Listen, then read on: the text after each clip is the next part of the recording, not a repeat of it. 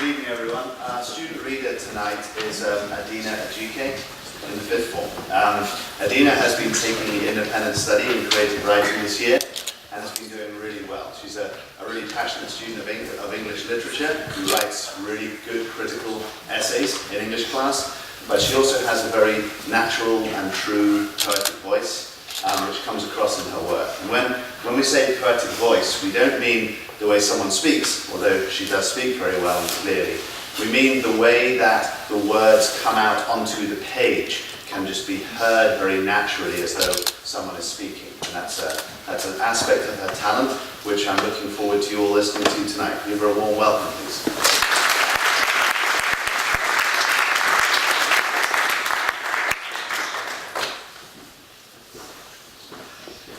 Hi everyone.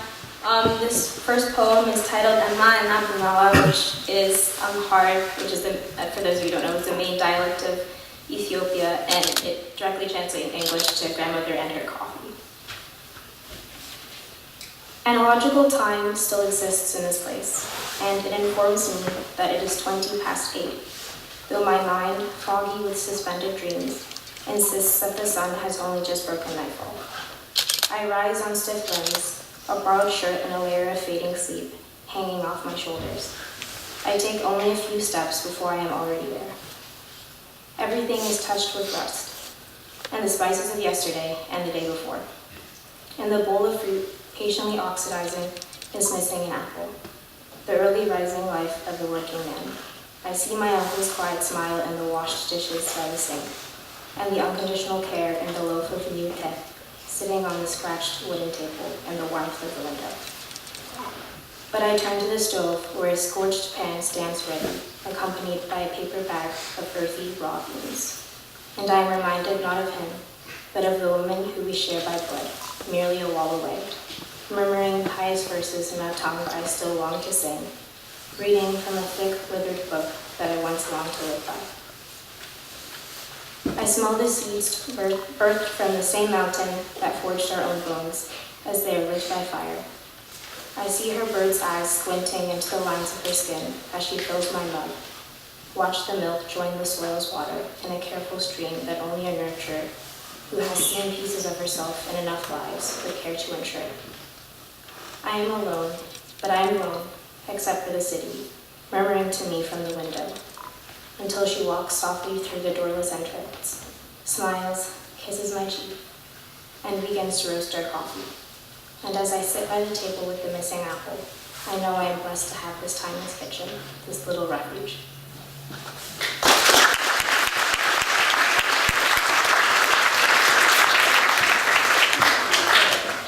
So the next poem, which is my poem, is titled Freeways.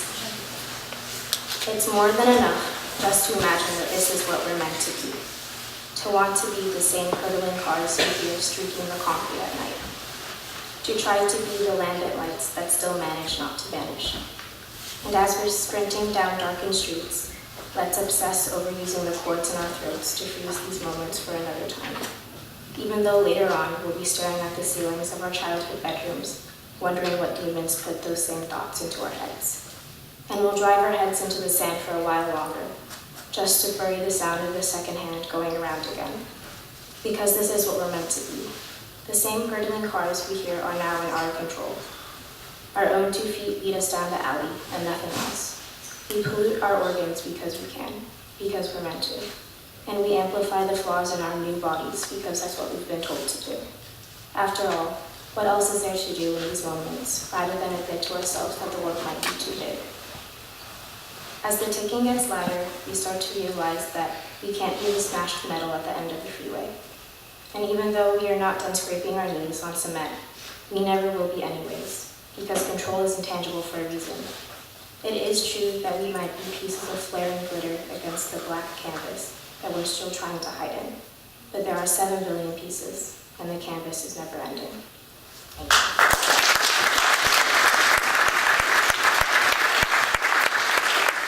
Our featured reader tonight is the poet and memoirist Joy Ladin. I first discovered Ms. Ladin a year and a half ago when I took 3 of my creative writing students to a poetry reading in West Hartford.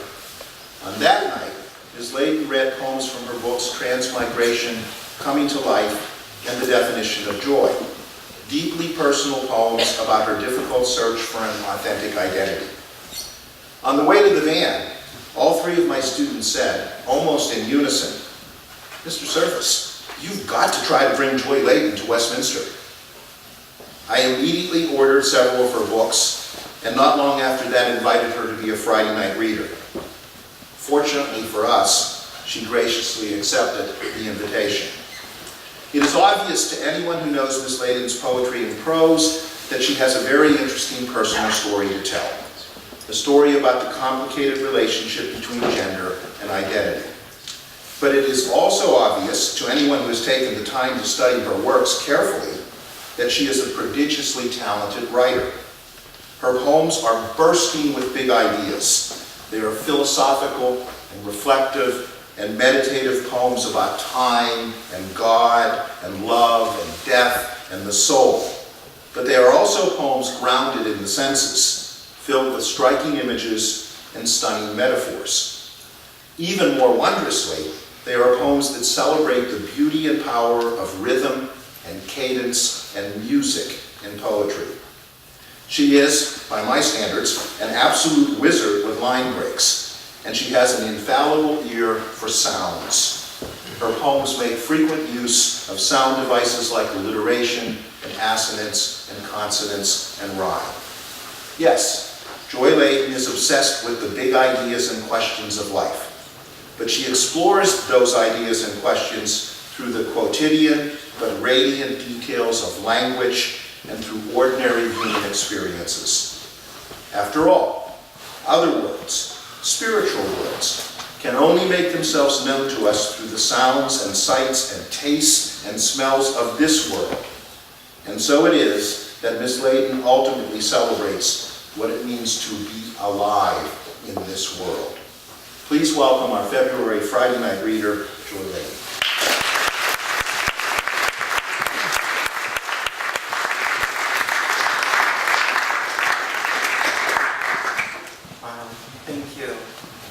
That was one of the best introductions that anybody has ever done. And I just want you to know that if I weren't married, the praise of my line breaks would mean I would fall in love with you. Lived my whole life waiting for somebody to notice my line breaks. Thank you. It's really wonderful to be here. I would like to start with dessert, which is to say prose, because we know poetry is harder to listen to. I wanted to read a section from my memoir, Through the Door of Life, which is about my gender transition. So, born as a guy, lived that way for 45 years, never really worked out for me. I wasn't able to do it, to keep going. And this is a section that is about the period of time where I was starting to grow into myself. Which is something you guys might be familiar with, a period of time where you're starting to grow into your adult selves and trying to figure out who your real self is, and your bodies are weird, and people relate to you in strange ways, and that kind of thing. So it's as sucky as it can be to go through adolescence when you're a teenager. It really sucks when you're middle-aged. So I recommend that you don't do it again. Just enjoy it the first time. My second adolescence, the one that erupted during my 40s, began with walking. Long before hormones or laser treatments, before I had a stitch of female clothing to wear, during the weeks that followed my confession of my gender crisis to my wife, I would walk alone down the rutted dirt road on which we lived, leaving my family behind for an anonymity that tasted equally of amputation and liberation. Walking made me feel normal. When I walked, my body seemed unimportant, ancillary to the brain that bobbed 60 or so inches above my feet. My isolation, my difference, seemed as natural as that of anyone who walked alone. The pines, the stones, the stars, the flashes of goldfinch and bluebird, cardinal and oriole, the swell and sink of land whose hills had been Everests in Cretaceous times, the crunch of snow and the suck of mud. The world didn't care who or what was walking through it. The gender on which so much of life seemed to depend meant nothing here. Nothing, that is, to anyone but me. On that empty strip of road, I started talking to God again about the subject we long ago seemed to have settled. Soothed by the rhythm of my feet, I let myself be flooded by the longing to become. That longing terrified me. Become what? I asked God. Become who? Become, God whispered, like an echo. Become, my footfalls muttered. The road rose and fell. My family house receded in the distance and loomed up ahead. But that was all God and my body would tell me. Become. At first, those walks, after the kids were in bed or while they were in school, were the only times I gave myself over to that longing. I couldn't, I realized, know who or what I would become without becoming. So I practiced swinging my hips the way trans advice websites I surfed assured me that men who wanted to walk like women should. When normal 13 and 14-year-old girls start to walk like women, you guys can fact check me here. They translate the ease and sprawl of childhood into the self-assured sway of maturity. I was trying to translate decades of self-repression into a gait that had no relation to my hipless, waistless, breastless body. The birds, the squirrels, the trees didn't practice their motions. They simply moved according to their natures. But I had no nature. Neither genes nor instincts nor the laws of physics could teach me to walk as the woman I longed to become. I had to teach myself to walk again, braving the gauntlet of silent jeers I couldn't help but hear in the windy silence of road and sky and trees. Sometimes their silence entered me. The jeers died down, and my hips fell into harmony with my sketchy inner template of femininity. For 2 steps, or 3, sometimes for a whole stretch of road, I would feel, who knows if it was true, that I was walking like a woman. Early in my transition, the fall of 2006, a woman I commuted with during that period of time gave me a good talking to. I'd just begun taking hormones. Be careful, she said. You walk as a woman now. Unlike those who are born and raised female, it didn't occur to me to walk in fear. Masked by masculinity, I felt invisible, safe in a world I knew couldn't really see me. But walking as a woman soon taught me what growing up male had not. It was a cold October night. I hadn't yet figured out where I could safely change from male to female clothing. Starbucks still meant nothing but coffee to me. So I walked into a large movie theater. A bored concessions girl eyed me idly as I walked with what seemed to me transparently fake nonchalance to the men's room. I started shaking the minute I locked myself into a stall. I knew I was making a terrible mistake, one that could cost me the untenured livelihood that was all that stood between my family and homelessness. Being trans is not against the law, but the law is often against being trans, and trans people are routinely harassed, humiliated, even beaten by police who consider patrolling gender norms part of their beat. It's hard to get dressed and put on makeup when you're imagining a SWAT team preparing to blow open the door of your bathroom stall. It's even harder when the stall next to you is suddenly occupied by a man who is not there to change genders. The more I hurried, the longer it took. Finally, though, I managed to button what needed to be buttoned, smear still unfamiliar cosmetics across the stubble I could see in my tiny compact mirror, and brush out my hair. It was time to open the door.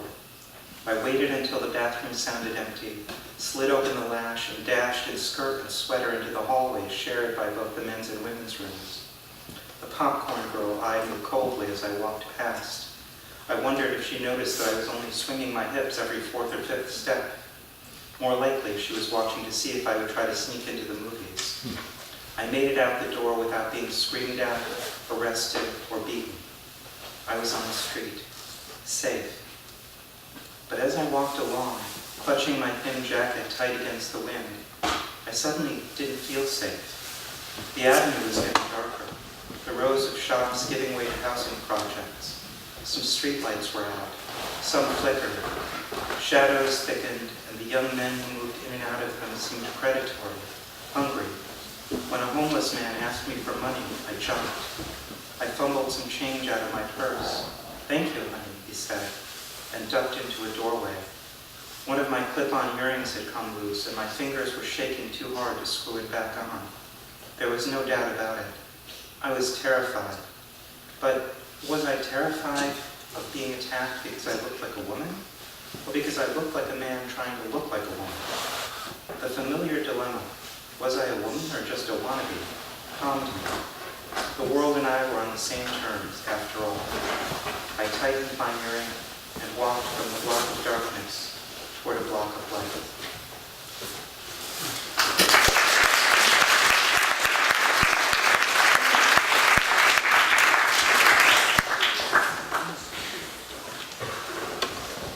Something else I learned is that clip-on earrings really suck. Definitely don't recommend them. So I wrote that memoir because none of the things that I was reading about gender transition were about any of the things that seemed important to me, like figuring out how to be a person, how to be authentic. Things like those moments that I was describing. It's all either the mechanics of what you should do, or a fairy tale where you start out as somebody you aren't, and then you wake up miraculously as somebody you are, and live happily ever after. I am starting to think life doesn't work that way. But my gender transition, strangely enough, began with writing poetry. The very first time that I let myself, as an adult, start to think about transition, I worried about a ridiculous thing. I thought, well, if I started to live as myself, if I started to live as a woman, could I write poetry? Like, that was going to be my big problem. Not, would I have a job? Would I have a home? Could I write poetry? What would that be like? So I wanted to try to figure it out. And you can't ask anybody. You can't say, so, if you want to write poetry like a woman, if you're really a woman, what do? Because that's a question that proves that you should never try to write poetry as a woman, because you clearly are not real. And then I saw in the New Haven train station a free magazine, a newspaper called Woman. And I thought, okay, great, that's Woman magazine, written by women, for women. All of the language in there is certified woman. So if I write poetry out of this language, then I will find out if I can make poetry that's real poetry out of language that is, certifiably female, whatever that may mean. So I started writing these poems out of women's magazines. This one, this is kind of shameful, but you guys are too young to remember Cosmo Girl, but it was Cosmo for girls. And that turned out to be the best magazine for me for writing poetry. So one of the poems that I started writing are in the second person, the way women's magazines usually are. They tell you everything that you're supposed to do. And these were the poems that were telling me how to become myself. This one is called Ready to Know. Ready to know which girl you are? Find out while you shave your face and try to convince yourself you can look great. Hide tummy, enhance bust, find the best dress for your shape. Exfoliate your past so gently, you won't even need to shave the ambivalence that rocks your body, fleshing out your future, adding curves to your shame. If you prefer the privacy of your bathroom, practice in the mirror, smiling at the girl you can almost see, witty, pretty, and brimming with caffeine, glowing with passions you try to keep hidden, the vaginal freedom evolving under your clothes as Venus sweeps through your body's 12 houses, a sun-kissed goddess kissing your contours, filling them in with love. See what's in store in the opposite direction of the hair creeping out of your bathing suit?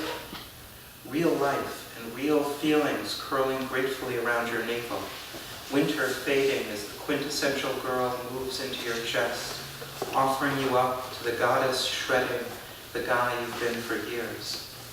Which girl will you turn out to be? Are you ready to know? Indigo impulse, aqua flash, say yes by letting go.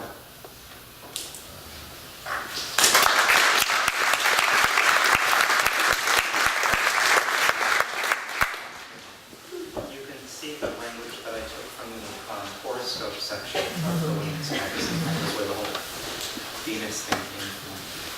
So I'm going to read you a poem which is about a time that was the opposite of the time of being terrified in the bathroom when I changed. I was in New York and I was living in this very weird way. I had a job as a guide and I was sleeping in, I guess it was a youth hostel. It was the cheapest youth hostel that I could find in New York on the Bowery, so you can imagine what it was. But I had to check in as a guide, so I had to show an ID. But I was desperate to be myself, so in between for a couple of hours, I would find a bathroom, I would change, and I would walk around New York, and I was nobody, which is often kind of miserable, like you're in New York and you're nobody and you don't have any money. But this day was different. I went to Starbucks and I sat and I had coffee, and well, this is what happened. It's called 9th and 2nd. There's still a Starbucks there. I'm alive, you say, to no one in particular. You are no one in particular. That's a good thing. The street is filled with souls nested in good-looking bodies that aren't looking in your direction. Someone is singing. Someone's holding hands with someone who is embarrassed by affection. Men and women made of light, drink in light made of men and women. They are alive, you say, meaning no one in particular. One of them is singing. One is selling flowers. One is so thin you can almost see through her. One is looking in your direction. I'm alive, you say, a little embarrassed to be no one in particular, a soul nested in a body of men and women. Someone is singing. Someone is drinking tea that is sweet and bitter. It's a good thing, you say, drinking in the light of men and women made of light, nested in the sweet and bitter. A soul is singing in your direction, so alive you can almost see her.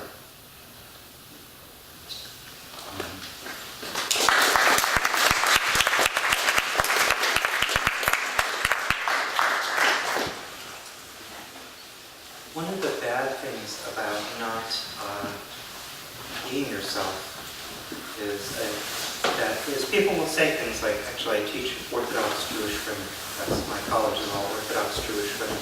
And a couple of them were amazed that anybody who would live as a man would choose to live as a woman. Our culture teaches them that men are so much better than women.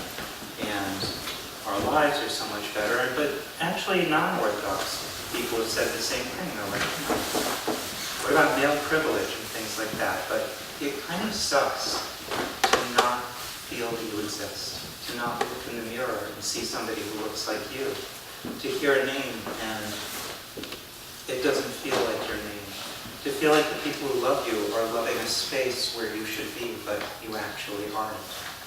So one of the things that surprised me when I started living as myself was that when I fell in love with somebody, it was totally different than when I was living as a guy, because I had a body.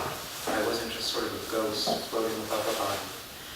And I actually fell in love with somebody who turned out to be embarrassed by affection, like in that poem that was written before I met her. But so she was quite upset when I started writing poem after poem after poem about her. And she still doesn't like me to read any of them. But this is one of them. It's called Spring Break. Love rampages through me. Famous love, addictive love, contradictory Easter egg love, blushing and burning, abusing my pulse with the ravenous embarrassment of being a being, the fever sun of love inks with zebras and roses, buffaloes and pomegranates. The body I've babysat since I was born is breaking open like lovesick lips, admitting the better, edgier world vibrating through me, casually reshaping lifetimes of starvation, milking the voluptuous waist of my face like a snowbank in the spring, into which, without prior notification, my broken heart breaks.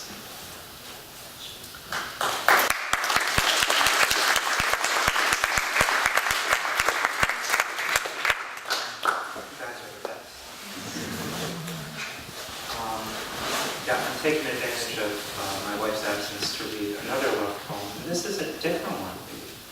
When you're with somebody for a few years, things change, right? It's not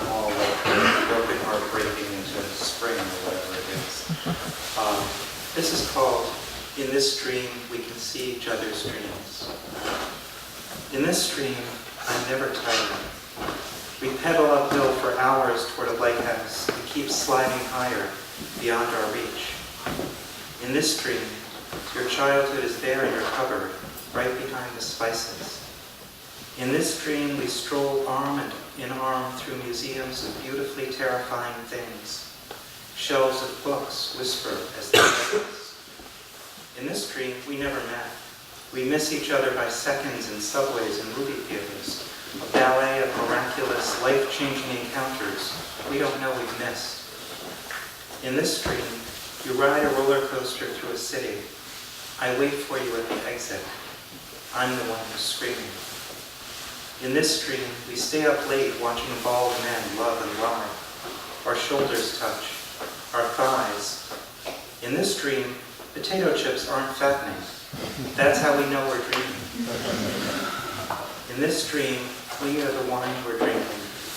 We pool in a pair of goblets, sharing the same excellent vintage, nose of coriander, witty, ecstatic finish. In this dream, snow, sugar, scalding leaves.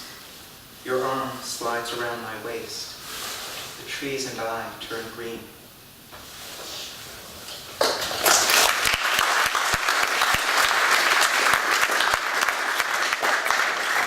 You wouldn't be mad if somebody wrote that to you, right?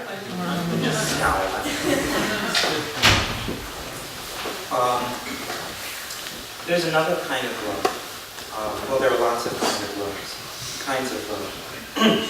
And there was another kind of love that was particularly affected by my transition, and that was, of course, the love between my children and myself.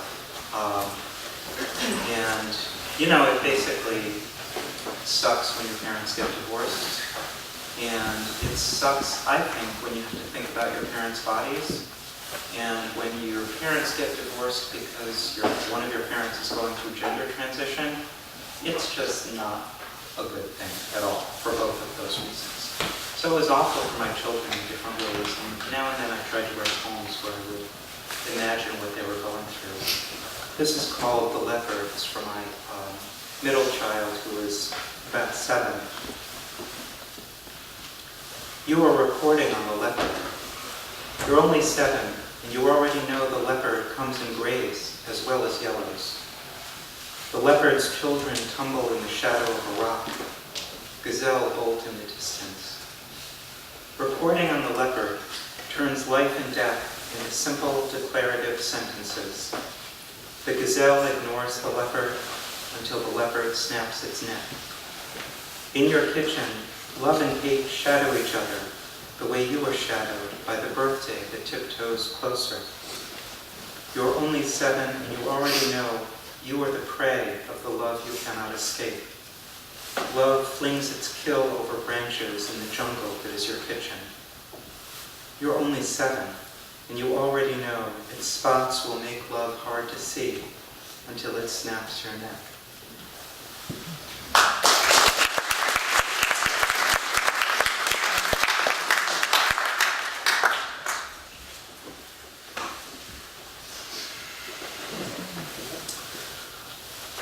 It was a pretty tough divorce for everybody, and it continued to be tough afterward. And that daughter, Yael, a few years ago, couldn't keep seeing me, so I haven't seen her for many years. And this poem is remembering the last really good time that we had, which of course we didn't know was the last really good time. It's called Letter to My Daughter, and it's a villanelle. I don't know if you guys have studied poetic forms, but that's why it's so repetitive. It's not that I actually couldn't think of different words. You leave no wounds that will not heal, but one won't go away. I can't tell you how I feel. Bright and slippery as a seal, you are a word I cannot say. You leave no wounds that will not heal. You heal somehow, somewhere. That's what you say. I can't tell you how I feel. Remember how we cheered the circling seal, umbrella-less, in Central Park rain? You leave no wounds that will not heal, but you leave, I leave. That's the deal you and I have somehow made. I can't tell you how I feel. Your soul, bright seal, keeps swimming farther, oceans away, slicing water whose wounds all heal. I can't tell you how I feel.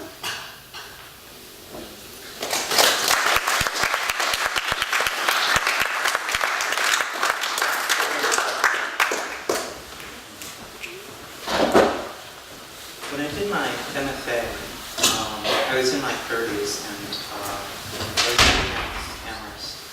And one of the people on my committee was a literature professor from South Africa. So everything he said in a really intelligent accent. So this really stuck with me. He said, no, the thing about your poetry is it's so binary. You have to realize that there are things in between in life. And I got to a certain point and I thought, and I'm still pretty binary in my poetry. So I decided to try to kick the habit by just forcing myself to write poems that were all built on binaries that were repeated. So this one is called Die and Live. And I'm reading it to you because it's the only time I've referred to a prom in a poem. And I just thought, I'm proud of that. I'm sure. Die and live.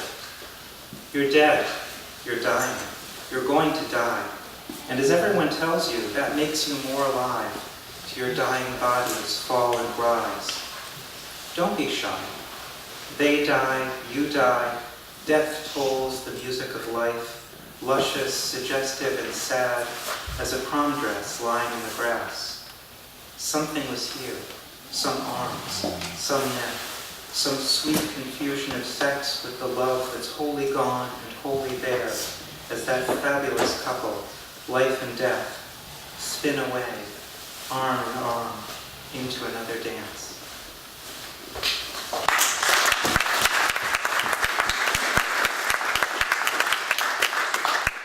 Michael, do I have time for another couple? Another couple. Okay. Michael's keeping me warm. He knows you guys are clapping if you keep your girl all night. Nice devices. All right. So I'd like to read you a poem that is really about.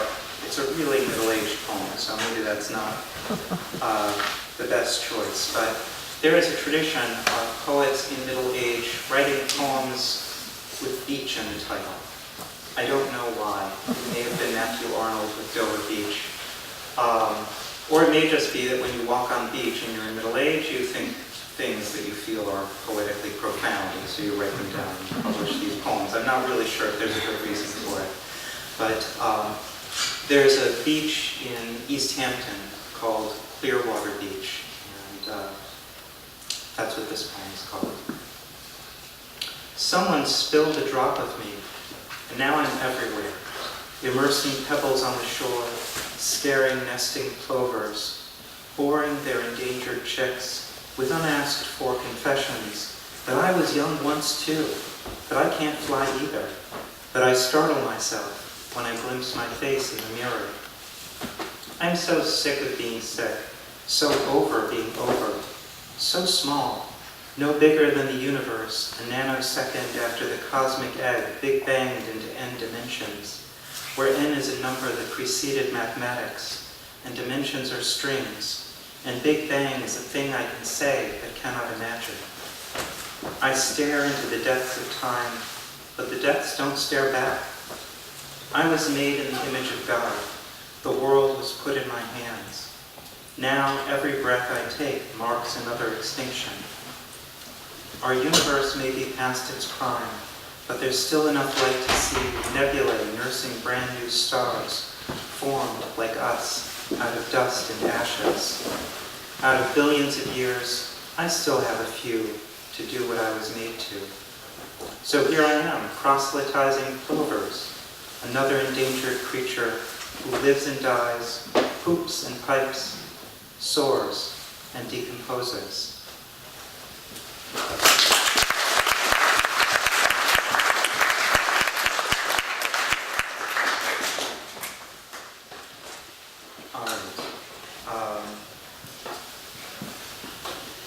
Yeah. I'm going to finish with this one instead of the political one, unless you guys want the political one. Yeah, nobody does, right? Me neither. I've become an addict of the Washington Post. I don't recommend that. This is called flourishing. My therapist says I'm afraid of vanishing. Last week the ceiling caved in, ending our session in a shower of words and water. I'm serious. I'm always serious when I talk about therapists and cave-ins. This morning I'm serious in a train, sliding past the clock tower constructed when this city thought it was flourishing. Flourishing is a form of vanishing, a verb embedded in what comes after. Once there was a city that flourished, its spires confident and secure as my therapist's ceiling. Once there was a train that pulled out of a once flourishing city. One morning I was on that train, speeding between woods and river, through a village of wooden houses and plots in a cemetery, moving too fast to become part of local history. Vanishing was fun, like a skydiving. I was the sky into which I dove. I brooded above the little wooden town and postage-stamped cemetery. Time said, welcome to the fountain. History said, you're already forgotten. Wind-scalloped river, algae-covered pond, fronds of goldenrod, a patch of reeds and then a factory parking lot, cars and men moving slowly, lit by Sunday mornings. The train slowed to a stop, waiting to claim the single track ahead. I'll tell my therapist when we meet again beneath his brand new ceiling. Once I was sitting on a train, stopped dead and already gone. Happy, flourishing. Thank you.